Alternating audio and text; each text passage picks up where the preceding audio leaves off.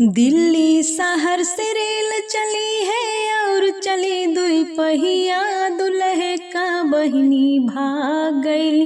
आई हो दादा कहिया, दुल्हा का बहिनी भाग गई।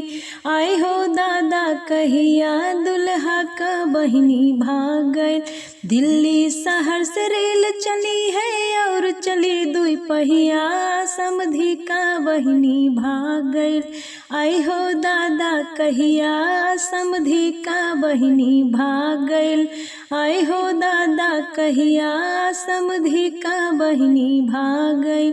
गांव नगर में शोर मचल है और छपी है खबरिया, दुल्हे का बहिनी भाग गई, समधी का बहिनी भाग गइल। आई हो दादा कहिया, समधी का बहिनी भाग गइल। आई हो दादा कहिया, पुलिस खोजे दरोगा खोजे और खोजे सिपहिया, अगुआ का बहिनी भाग गइली। आई हो दादा कहिया, भसुरा का बहिनी भाग गइली।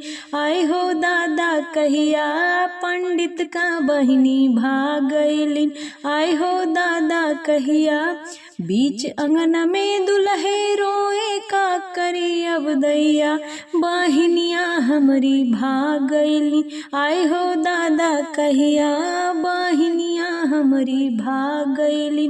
आई हो दादा कहिया, बीच अंगनवा में समधी रोए का करी अब दैया, बहिनिया हमरी भाग गइली। आई हो दादा कहिया, फुआ हो हमरी भाग गइली। आई हो दादा कहिया, समधी का बहिनी भाग गइल।